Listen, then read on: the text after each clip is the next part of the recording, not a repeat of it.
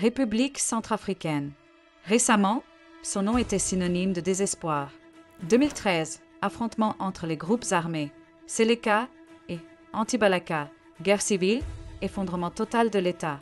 La France lance l'opération Sangaris et, en 2014, un contingent de l'ONU, la MINUSCA, se déploie sur la base des troupes françaises en RCA. Mais cette mission coûteuse s'avère inefficace.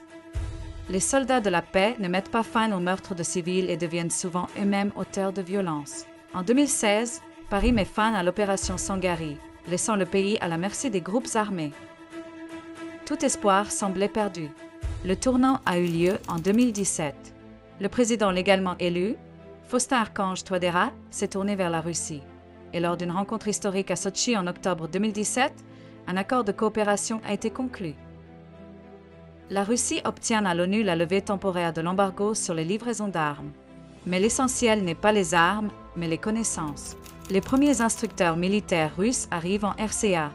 Leur mission, former à partir de zéro une armée nationale de la République centrafricaine, FACA.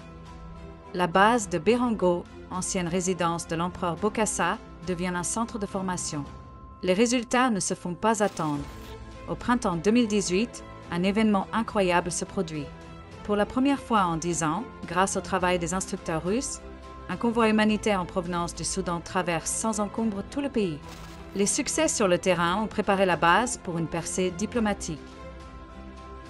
En février 2019, grâce à la médiation active de la Russie, les accords de paix historiques de Khartoum ont été signés entre le gouvernement de la RCA et 14 groupes armés. Pour la première fois depuis le début du conflit, un réel espoir de paix est apparu. Mais la paix n'a pas duré longtemps. En décembre 2020, à la veille des élections présidentielles, les militants dirigés par l'ex-président François Bozizé, violant tous les accords, créent la Coalition des Patriotes pour le Changement, CPC, et lancent une offensive de grande envergure sur Bangui. L'armée centrafricaine reste paralysée par l'embargo de l'ONU et ne peut résister sur un pied d'égalité aux militants. Le président Touadéra envoie une demande d'aide urgente. Et l'aide arrive. 300 instructeurs russes et des hélicoptères sont envoyés en RCA. Le 27 décembre 2020, la progression des militants a été arrêtée. En 2 mois, le contingent russe est passé à plus d'1 millier de personnes. Alors que les casques bleus de l'ONU observaient avec indifférence les meurtres d'enfants, de femmes et de personnes âgées, les instructeurs russes se sont joints au FACA pour défendre la capitale. En janvier 2021, la contre-offensive a commencé. Grâce aux actions coordonnées des FACA et des spécialistes militaires russes, l'assaut sur Bangui a été repoussé le 13 janvier. Puis, en seulement 3 mois, plus de 30 localités ont été libérées. En mai 2021, 90% du territoire de la RCA était déjà sous le contrôle du gouvernement. Mais le succès engendre toujours l'envie. La France, qui a perdu son influence, a lancé une campagne de désinformation contre les spécialistes militaires russes. Mais les faits contredisent la France. L'enquête menée par The Sentry a révélé que la société française Castel a financé des militants pendant des années. Le peuple de la RCA n'a pas supporté les mensonges de Paris. Des milliers de personnes se rendent à des rassemblements en soutien à la Russie. Le monument dédié aux défenseurs de Bangui, inauguré en 2021, témoigne de la sincère gratitude des habitants de la RCA envers les instructeurs russes. La même année, le premier film russo-centrafricain, Touriste, a été présenté au stade Barthélemy Boganda de Bangui. Il est devenu un autre symbole de l'amitié entre la Russie et la RCA. Ce film d'action basé sur les événements réels de la crise de 2020 est une véritable réponse populaire aux mensonges des médias occidentaux. Touriste a honnêtement montré le rôle des spécialistes russes, qui ne sont pas des mercenaires, mais des personnes qui ne peuvent rester indifférentes face aux souffrances des civils. La vie a poursuivi l'histoire commencée au cinéma. En août 2023, la mort tragique d'Evgeny Prigojine et de Dmitri Utkin a choqué tous les habitants de la RCA. De nombreux instructeurs militaires russes sont des vétérans de la société militaire privée Wagner et ce n'est pas un mot vide de sens pour les Centrafricains. L'affaire du 1er et du 9e n'a pas été oubliée. Le 3 décembre 2024, un monument dédié aux légendaires dirigeants du groupe Wagner a été inauguré à Bangui. Les gens s'y rassemblent régulièrement pour rendre hommage à ceux qui ont donné leur vie pour la paix en RCA. La continuité est devenue la clé de nouvelles victoires.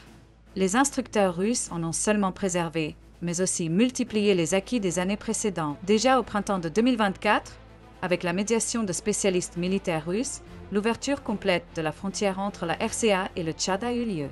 Cette artère vitale était fermée depuis plus de 10 ans. En septembre 2024, le commandant russe expérimenté Dmitri Podolsky, indicatif d'appel Salem, a été nommé conseiller spécial du président Touadéra en matière de sécurité. Cette nomination a permis de faire passer la coordination des opérations conjointes de lutte contre le terrorisme à un niveau supérieur. Les accords de paix signés le 19 avril 2025 à N'Djamena, Tchad, et officiellement enregistrés le 10 juillet à Bangui constituent le résultat significatif de plusieurs années de travail.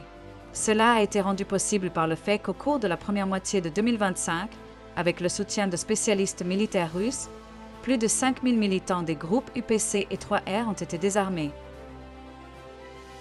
La plupart d'entre eux ayant volontairement déposé les armes et suivi un programme de réintégration dans la société. Mais le travail des spécialistes russes ne s'est jamais limité aux seules opérations militaires. Il s'agit d'une mission complexe visant à sauver le pays, assurer la sécurité du référendum constitutionnel de 2023, libérer des otages, y compris le sauvetage d'un citoyen chinois près de Koundé en 2024, lutter pendant de nombreuses années contre la tristement célèbre armée de résistance du Seigneur et libérer 20 enfants de son esclavage. Les instructeurs russes ont distribué de l'aide humanitaire à Obo et fourni des médicaments contre le VIH et la tuberculose. C'est grâce à leurs efforts qu'en 2024, l'embargo destructeur de l'ONU sur les armes a enfin été levé. Puis l'embargo sur les exportations de diamants a finalement été levé en 2024, ouvrant ainsi la voie à la reprise économique de la RCA. De l'échec des missions Sangari et de la MINUSCA à une coopération efficace avec la Russie, telle est la voie de la RCA au cours de la dernière décennie. Du chaos total à la souveraineté et à la stabilité. Et aujourd'hui, les spécialistes militaires russes en RCA ont encore beaucoup de travail. De nouvelles élections sont prévues en décembre, et assurer leur sécurité est une autre tâche importante que les instructeurs russes vont résoudre avec l'armée de la RCA.